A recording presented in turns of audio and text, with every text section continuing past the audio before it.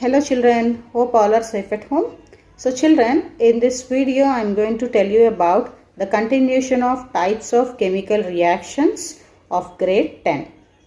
Okay, so now let us see about double displacement reactions. Double displacement reactions, which is a fourth type of chemical reaction. Okay, so double displacement reactions means reactions in which two compounds react with each other by exchanging their ions. They exchange their ions and they react with each other. Okay, so to form new compounds. To form what, children? To form new compounds. So such type of reactions are said to be double displacement reactions. Example, if silver nitrate is reacting with sodium chloride, okay, what are formed, children? Silver chloride and sodium nitrate are formed. If silver nitrate is reacting with sodium chloride, silver chloride and sodium nitrate are formed. So here what are exchanging in between whom? Silver nitrate and sodium chloride, they both are ionic compounds. Yes, so hence they exchange their ions and they form new compounds. Okay, so in the reaction silver is positively charged, nitrate is negatively charged. In the same manner, sodium is positively charged, chlorine is negatively charged. So here sodium is combining with nitrate to form sodium nitrate, silver is combining with chlorine to form silver chloride. Okay children, one more example. Barium chloride when reacts with sodium sulfate. Barium chloride when reacts with sodium sulfate.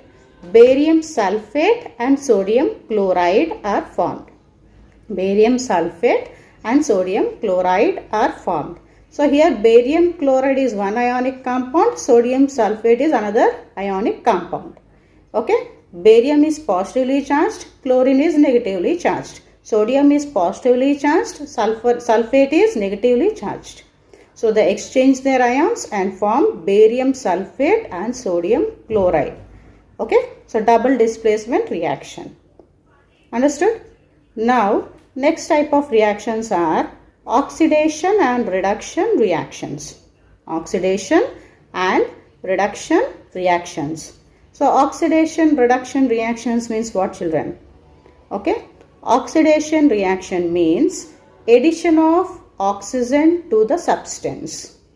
Addition of oxygen to the substance is called oxidation reaction, or removal of hydrogen from the substance is also oxidation reaction. So reduction reaction means addition of hydrogen to the substance. Addition of hydrogen to the substance is also called as reduction reaction.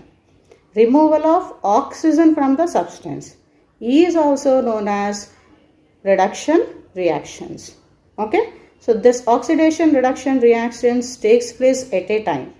Hence, they can also be called as redox reactions.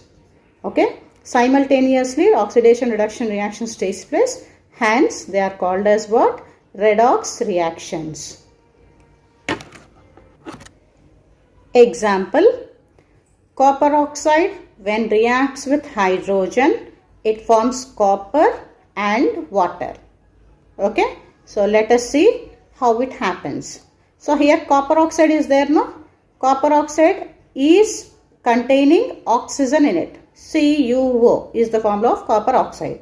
So it has oxygen in it, yes or no? So this oxygen is removed from the copper oxide and it is being reduced to copper. Okay, understood? In the same manner, oxygen is added to hydrogen and it is forming water, okay, which is oxidized. Hydrogen is oxidized, copper oxide is reduced. Okay, so oxidized means oxidation reduction and reduced means reduction reaction. Okay, one more example I will tell you, that is if hydrogen sulfide reacts with chlorine. Hydrogen sulfide reacts with chlorine. What is formed? Sulfur and hydrogen chloride are formed.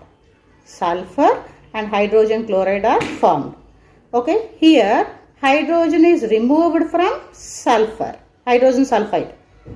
Hydrogen is removed from hydrogen sulfide, which indicates hydrogen sulfide is reduced to sulfur. Okay, understood? Then this particular hydrogen is added to chlorine. Hydrogen is added to chlorine to form hydrogen chloride. Okay, hence this reaction is called as reduction reaction. Okay, understood? Coming to the last topic of this chapter, that is effects of oxidation reactions in everyday life. Okay, so generally how the oxidation takes place in our everyday life, children? It spoils food, it damages metal. Yes or no? Oxygen damages metals when oxidation takes place. In the same manner, it spoils food also. Okay, so we can observe two types of reactions in our daily lives. One is corrosion of metals, another one is rancidity of food. Okay, so what are the types of oxidation reactions we can observe in our daily lives? One is oxidation of metals and other one is rancidity of food. Understood? So let us see the oxidation of metals or corrosion of metals, we say. Okay, so what is corrosion? Corrosion is a process in which metals are eaten up gradually by the action of air, moisture or a chemical called as an acid on the surface of the metal. Okay, what is corrosion? Corrosion is a process where the metal is eaten up by the action of air, moisture or a chemical known as acid on the surface of metals. Okay, like for example, when iron objects are left in the air, iron objects when exposed and left in the air for a time, okay, iron gets converted into reddish brown flaky substance known as rust. Okay, that is called as what? Rusting of iron. That is, iron when exposed to the atmosphere contains some amount of moisture as well as air called as oxygen. So this oxygen and moisture, that is H2O, come in contact with the surface of the metal called as iron to form what? Rust. Okay, so that rust is chemically called as iron oxide. Understood, children? So that is called as what? Corrosion of metals. Okay, not only that, corrosion leads to the spoilage of structures called as railings, okay, car bodies, bridges, shapes, etc. Okay, so one more type of oxidation reaction what we can see in our daily life is rancidity of food. That is spoilage of food. Okay, so few particular foods contain oils and fats inside them. Yes, when they are left open in the air, they produce some unpleasant smell and their taste also changes. Yes or no? So that is called as what? Rancidity. Okay, so to prevent this rancidity, what the people will do is they add antioxidants.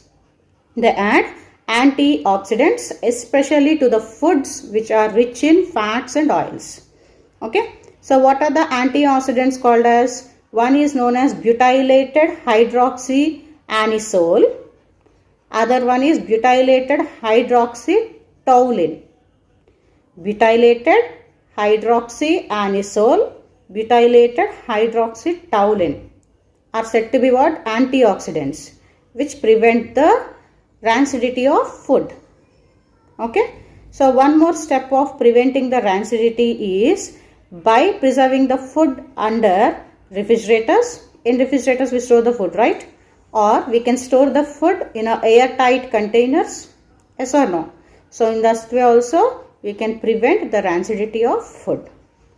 So this is all about this chapter, children. Thank you.